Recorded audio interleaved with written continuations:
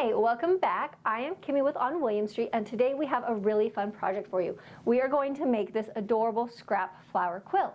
This quilt is made with using a foundation paper piece pattern, and it is so easy to put together, and it uses all of your little tiny scraps. So all those little ones that you save but don't know why or what you're actually going to do with them, this is a perfect project for that. So let's go ahead and get started. Okay, so the first thing you're going to need to get started is you are going to need to go and you're going to need to download the pattern for the flowers. And this is a free download from our website. So if you go ahead and look, you'll see the link below to go ahead and download and get your free pattern. So for this quilt, these are going to be 7-inch finished blocks. So for the one behind us, we did 72 different blocks, which gives you a quilt of about 56 by 63. So a nice throw size quilt. Obviously, you can do more, you can do less, make it whatever size you want.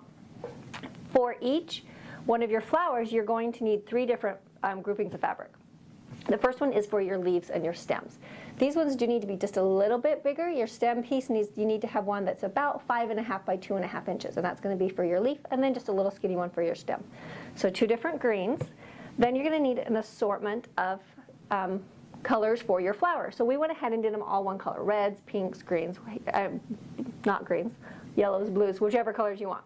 And you're going to need 12 different pieces. These can be 12 completely different pieces if you want really scrappy, or it can be, some of the same repeats. It's totally fine. The flowers you're going to need from about 1 by 1 3/4 inches for some of the smallest pieces up to about 2 by 4 inches. So a little bit of a range, but as you can see, still pretty small pieces. After that, you're also going to need the background, and we went ahead and did an assortment of neutrals.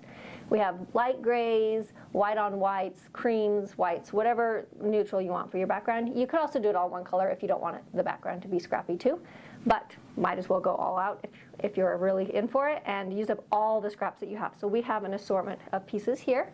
This one you do need some that are a little bit bigger. We have one piece here that you can see is a little bit bigger, so you're going to need some that go up to about 4 by 4.5 inches for that piece, and then on down to about 3 by 1 1/4 inches. So after you've gathered all of your supplies, go ahead and print out the pattern, and you do need, for this tutorial, you are going to need one of these for each block that you make, because they're going to get sewn to your fabric and then they're going to get torn off and thrown away. So go ahead and print out however many you want. If you want to do it in batches, whatever, it's fine if you don't want to do it all at once, but however many flowers you make sure that you print a pattern for each one of those.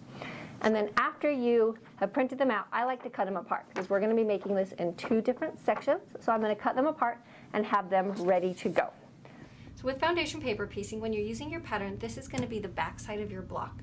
So all your fabrics are going to actually be right side up. So when you're putting them on, you want to make sure that the right side of the fabric goes up from the block. That way everything's going to come out like it's supposed to.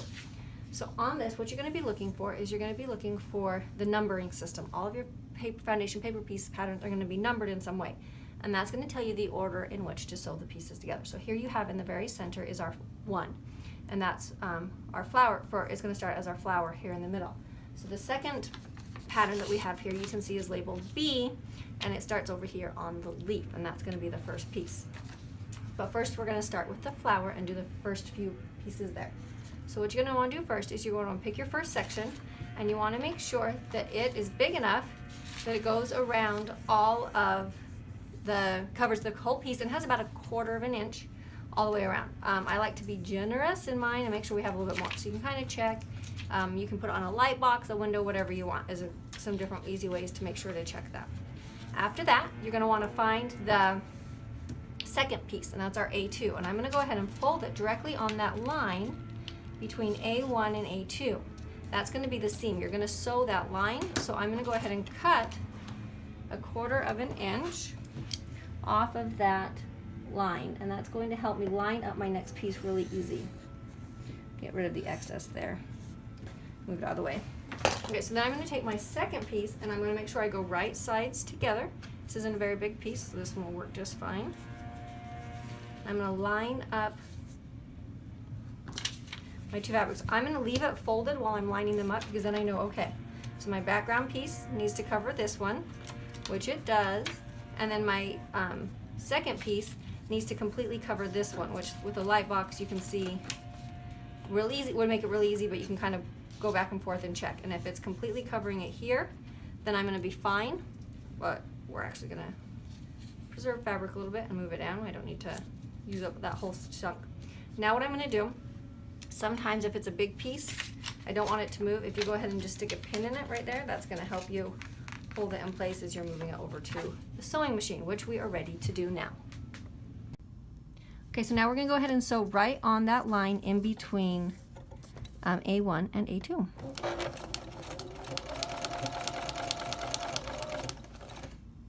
One thing you can do when you're doing foundation paper piecing is you can make your stitch length just a little bit smaller than what you would normally sew with, and that's going to make it so that it's easier to take the paper off when you're done. Okay, so after you've sewn that, now what you're going to want to do is just go ahead and finger press that seam back. Don't worry about trying to iron it yet. We'll go ahead and do that at the very end, and then we're going to flip it back over, and we're going to find the next piece. So the next one is 3. So I'm actually going to go ahead and cut off some of this excess here so that we don't end up with a whole bunch of fabric that we have to deal with. So over here on 3, and we're going to fold it back on that line. Do the same little 1/4 inch trim. Find my next piece of fabric. Line it up.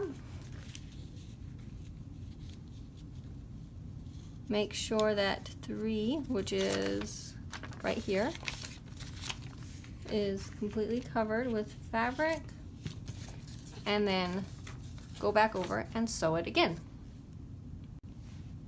Okay, so that one's sewn. We're gonna go ahead and do the same thing. Finger press that back, flip it over, and find our next piece, which is down here. And you're gonna notice that they work kind of in a radiating from the center out when you do these. Each piece is going to build upon the previous ones that were there, and that's going to give you the look that you want. So make sure that you're following along in order when things go, or you'll end up with seams that aren't what they're supposed to be. So let's go ahead and do one more here.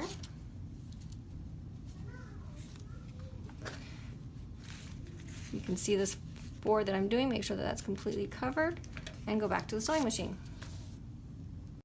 All right, so you can start to see this whole flower coming together. We've got the 4 pieces now, and we're just going to continue radiating out, making sure that when we get to piece 13, that's where we're going to start using the background as opposed to our flower pieces. So let's go ahead and finish this piece out.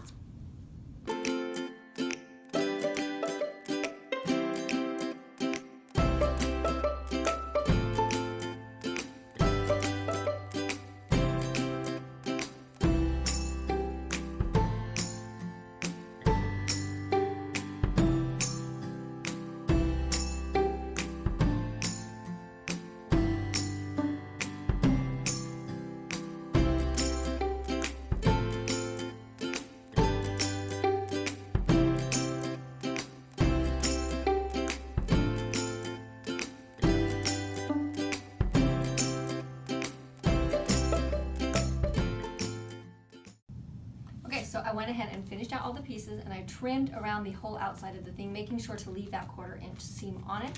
And we have our flower top all done. This one is a really good beginner project if you've never foundation paper pieced before, because it doesn't have to be exact. There's not really anything that you have to worry about lining up, so it's a really good one to start with and get used to it. Now that we have our flower done, we're going to go ahead and continue the same process with the bottom half, our second piece.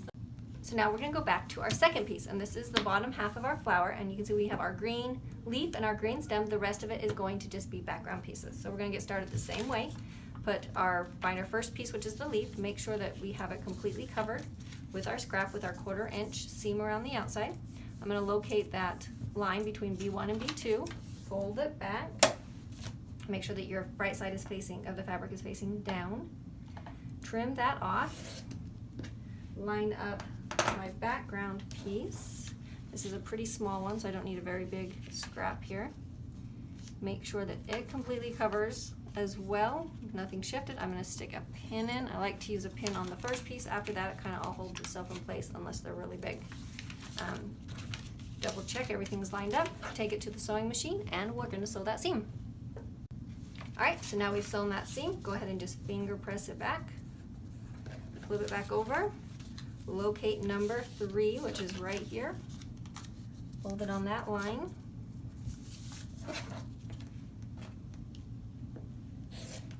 And it is also another background piece. Line it up. And sew. And then we'll just go ahead and finish out all the pieces for this section as well.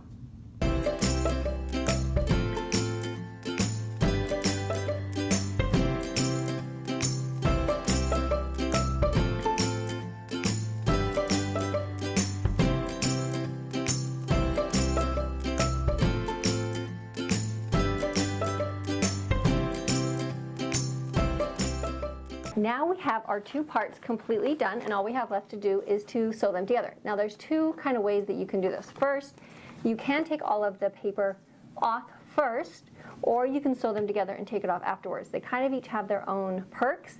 If you take it off first, it's going to be a little bit easier. You don't have the extra seams, and it doesn't get stuck. Sometimes it can get stuck in little tight seams after you sew it together.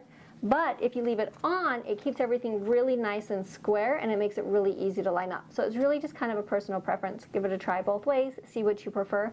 If you do have little tiny pieces that get stuck in seams, just grab a pair of tweezers and you can yank those out with those. It's a little more time consuming, but it does work. I'm going to go ahead and leave them on because I want to make sure that they stay square and nothing stretches, because we don't really have particularly straight biases here. We're going to have things on bias, things not, so I want to make sure that everything stays put. So I'm going to leave them together. So then we're just going to go ahead and line them up. Because this is a nice easy one and there's no actual parts that we have to line up, it doesn't really matter where things go. You just want to make sure to line up all the corners, and I'm just going to use a couple of pins to hold it in place.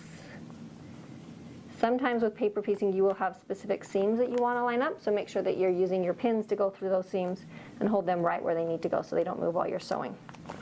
So now that I've got everything where it needs to go, one more seam here.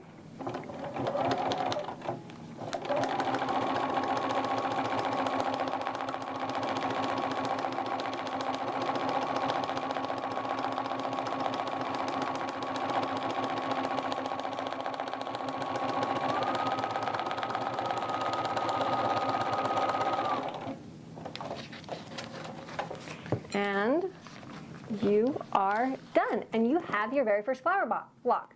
So go ahead and take the paper off, give it a really nice press, and then repeat until you have as many flowers as you want, or you run out of scraps. And then you can go ahead and put it together and make your own beautiful scrap flower quilt. So if you have any questions, of course, go ahead and send us an email, leave a comment. If you have any techniques or anything that you would love to see, definitely give us suggestions. We're working on our calendar and we would love to do what's useful for you. If you want to make sure you don't forget anything, go ahead and subscribe to our channel and follow us on social media, where we post lots and lots of inspiration and fun and all the things that we're doing. So thanks for coming, and we will see you next time.